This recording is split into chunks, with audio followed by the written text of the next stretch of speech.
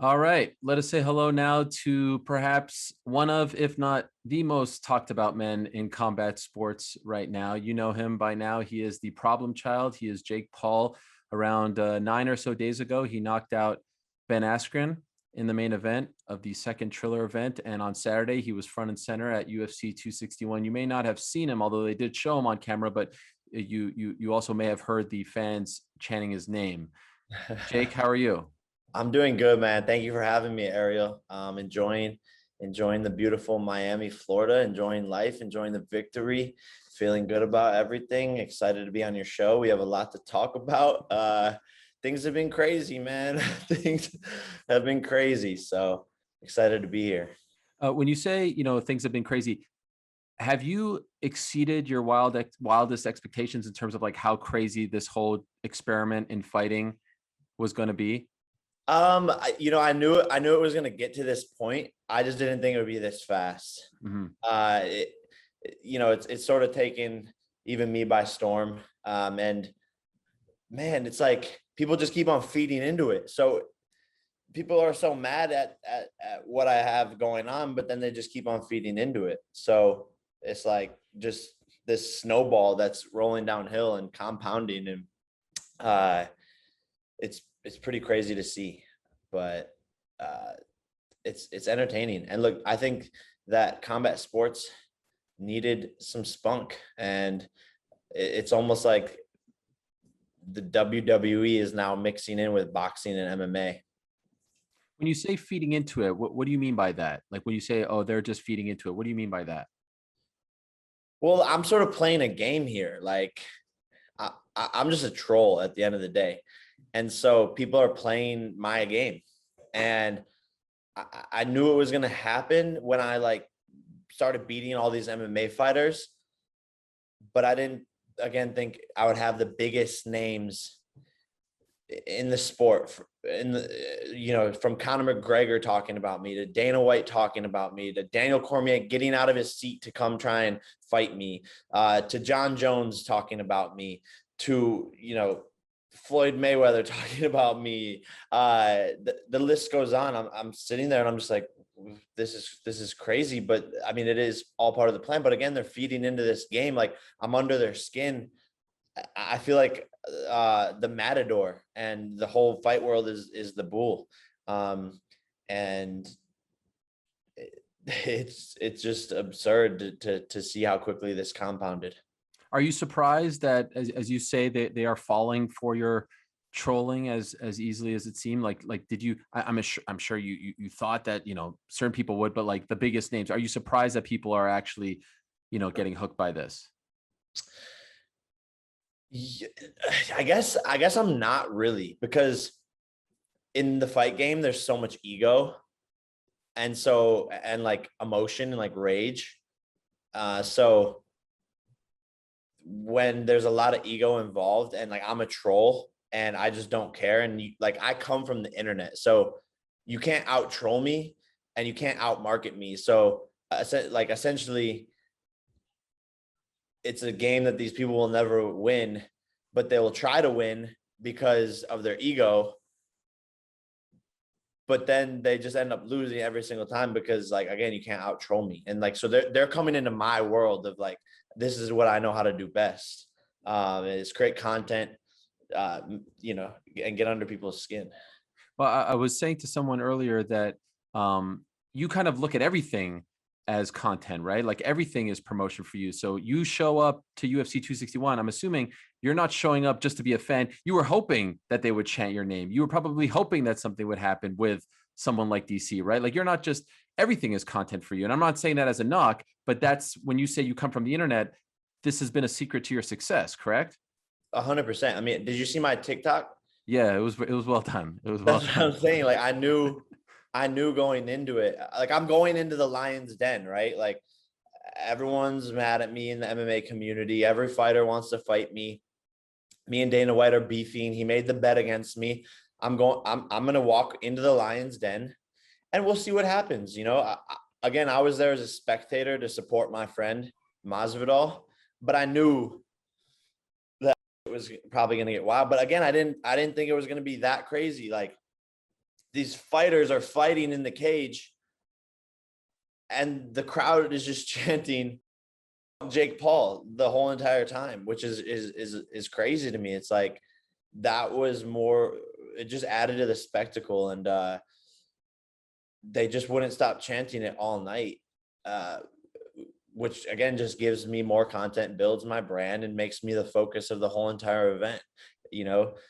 So it's just funny, man. I'm just like having the time of my life just watching this all unfold. Like I'm literally just sitting there like yeah, like it's just funny. Okay, so let's talk a little more about Saturday. Curious, can you tell us, how did you get those tickets? Um, through people at the UFC. Really? I think they understand the business of me being there. I mean, why else would they, put me on the screen to get booed by the whole crowd? And it's good for everyone at the end of the day. And that's what I don't think people understand. Even DC coming up to me and creating that beef, it's like just more talk about the whole UFC. It's more talk for Jake Paul. It's more talk for your guys' show together. Like everyone's winning here. And I think what people forget is at the end of the day, this is just entertainment. And so me being there, all those moments, the crowd chanting my name, like everyone wins from it, and it just makes everything bigger and more electrifying and entertaining. Were you surprised they put you on camera? Like, were I, you expecting that?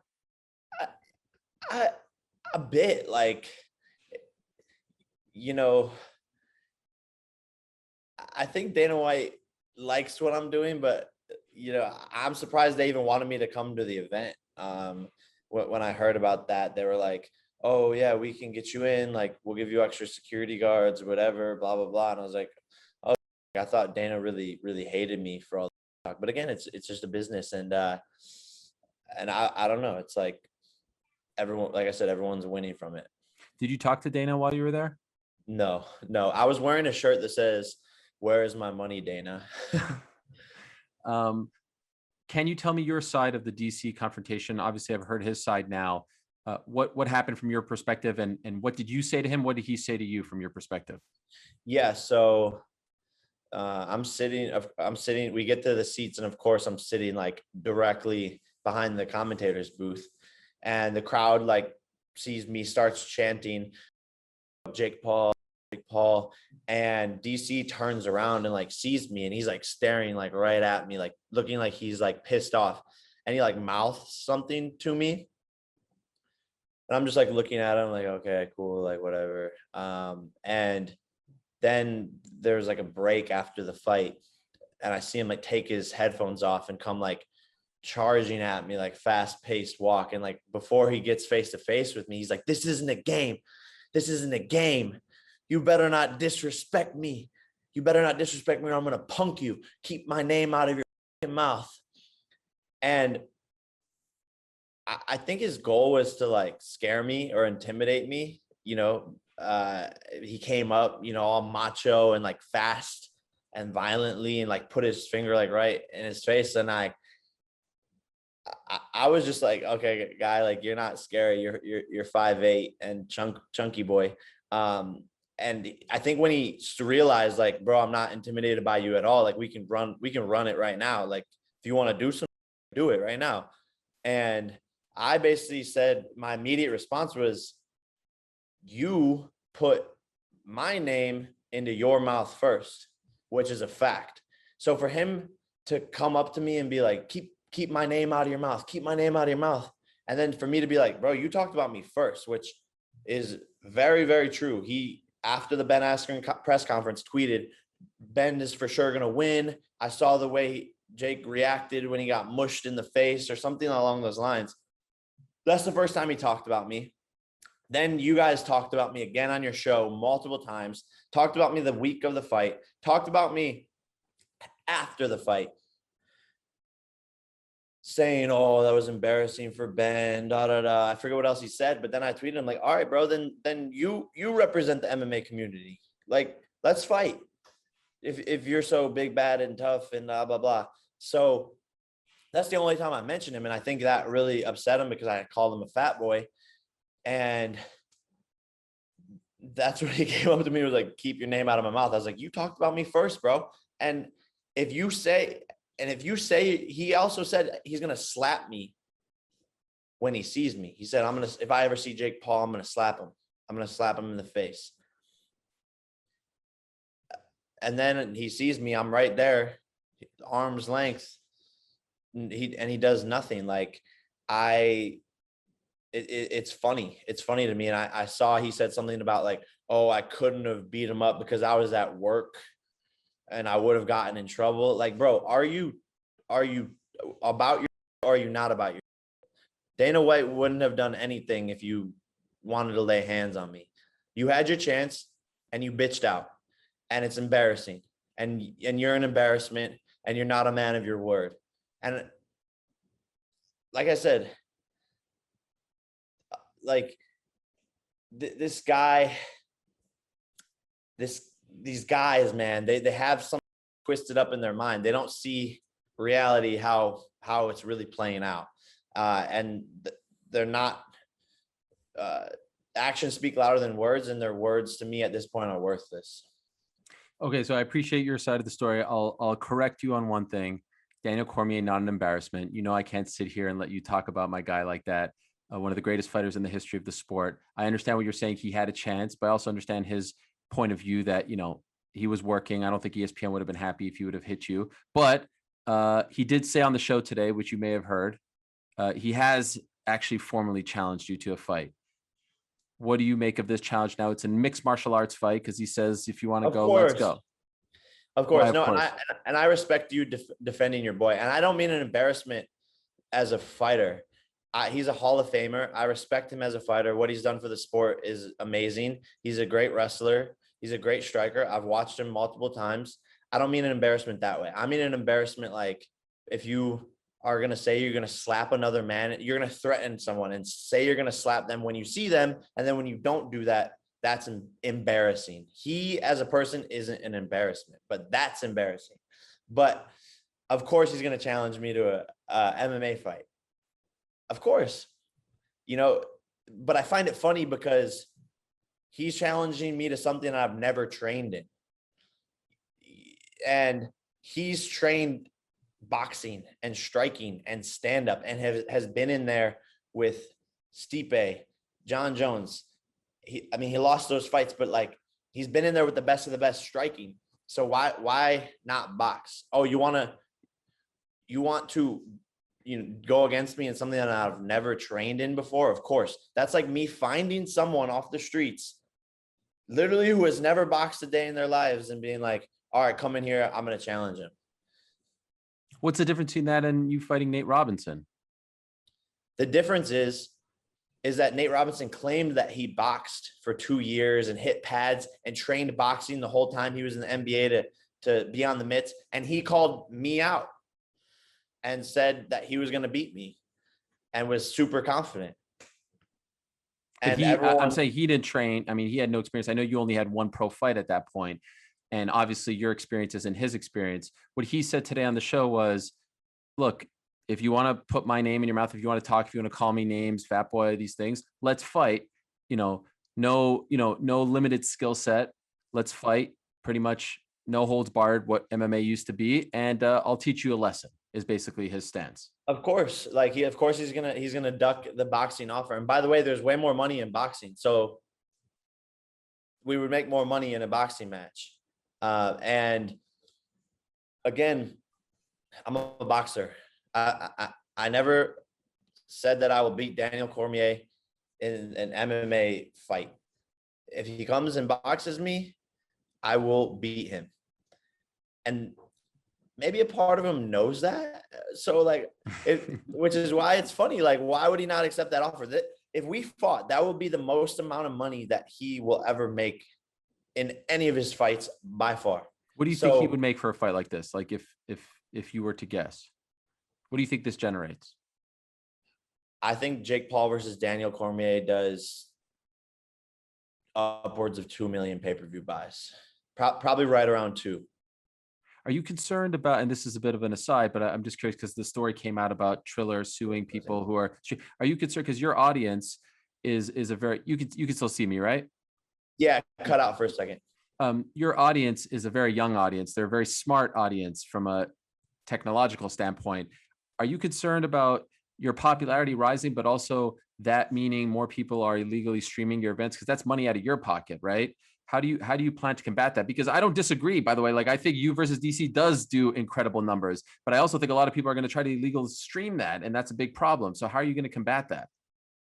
That's a problem that we're always going to have. And it's at this point in time, it's not my job to combat that. I You do think get pay-per-view points, right? You get a cut of it. yeah, and I've had conversations, but with the Triller teams, and even when I was on DAZN fighting, I'm like, guys, you have to take this anti-piracy seriously, and I've linked them up with the CEOs of Twitch and YouTube to, be on the same page with them. But again, I'm not like in the trenches, like taking down pay-per-view streams. No, of course I care. And of course I don't want people to pirate my, there should be more strict laws around it. But, again, it's not really my job. And I think it's a different market, right? Even with the UFC fights this weekend and even my fight, the knockout is literally online literally 10 seconds later. So it's really about attracting that core community of fans and the people who want to enjoy the whole entire show. And that's why it is harder to do big pay-per-view numbers, but Jake Paul versus DC would be massive. So the official stance is not interested in the MMA fight. Correct. And he might not be interested in the boxing fight, but like, again, that's the biggest payday of his life.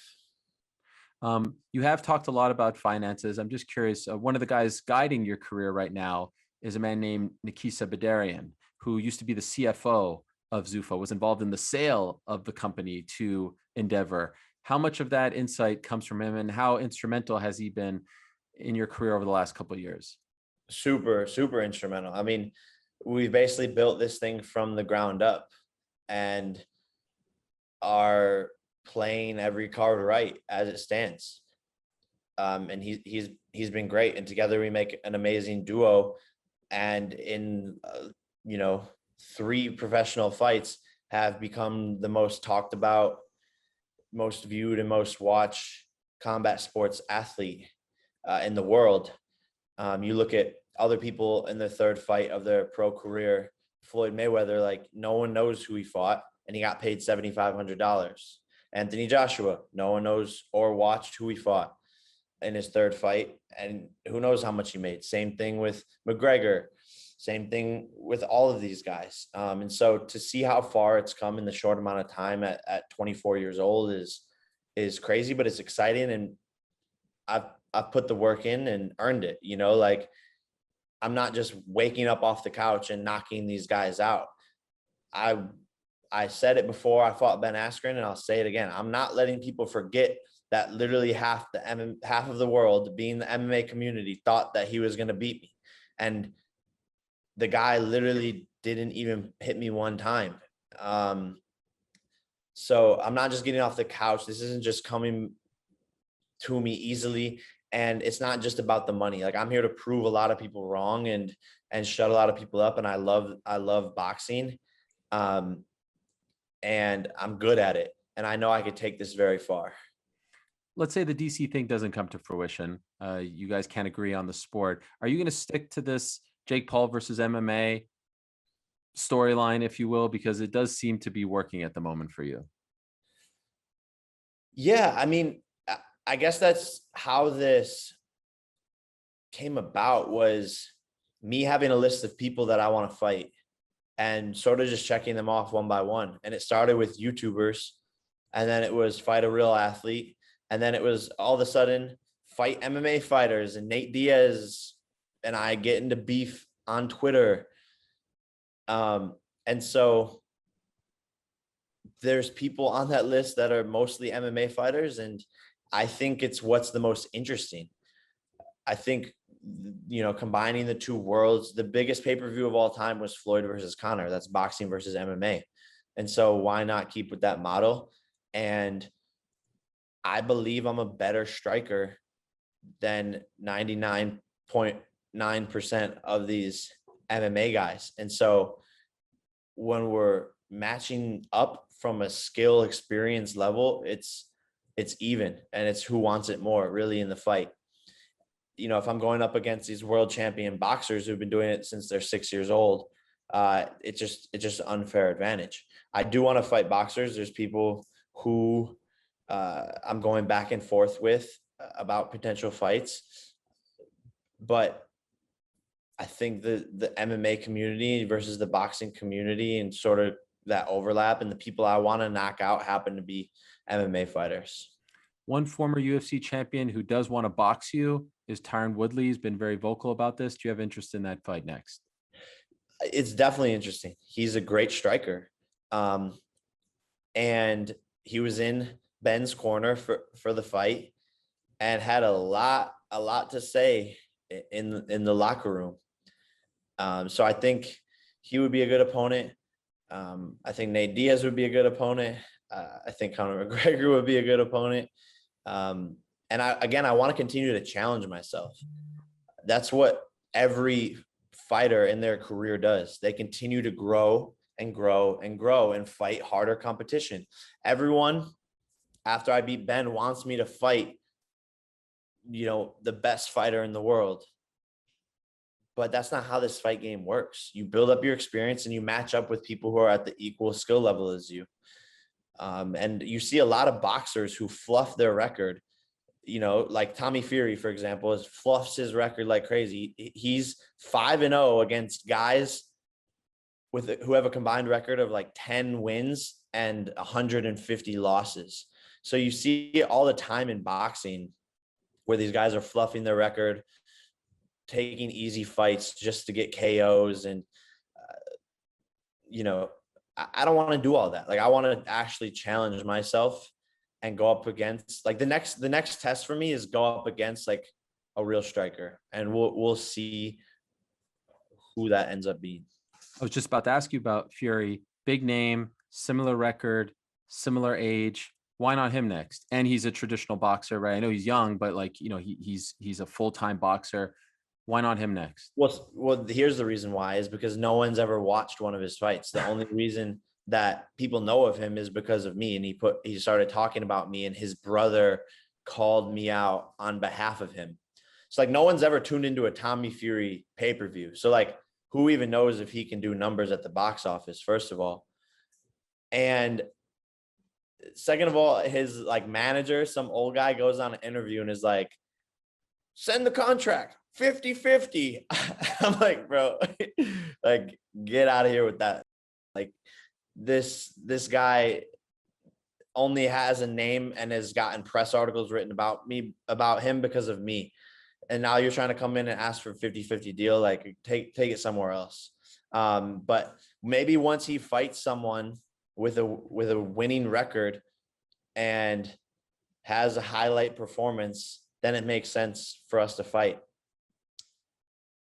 But until then, it's like, move on with that. Like, I guess some people would say, like, how could Jake Paul, who has fought no one with a winning record in boxing, tell someone else to get a winning record to fight him? What would you say to that? It's because I haven't fought guys who are 10 and 150, right? Like, I fought against a Nissan Gibb who was 2-0. I fought against Ben Askren, who is technically 19-2 as a fighter. And I see that. I'm not saying like I'm fighting against the world's best competition or anything like that. But again, no one has seen a Tommy Fury fight. So he needs to like build his name up. Again, like, I didn't know he existed until Tyson Fury was like saying something and then tweeted at me saying, and Jake should fight my little bro. And I was like, oh my God, like, this is crazy. I didn't even know Tyson Fury had a little brother. And again, he's only famous because he's Tyson's little brother and because he's talked about me in the media. So he needs to build his credentials to then come and see me. And people don't like to admit it, but it's like I have a lot of power in this sport now, in combat sports, and making decisions and moves, and I can do whatever I want. So it's like there's levels to this already. Do you think you'll fight again this year? I think so. I want to.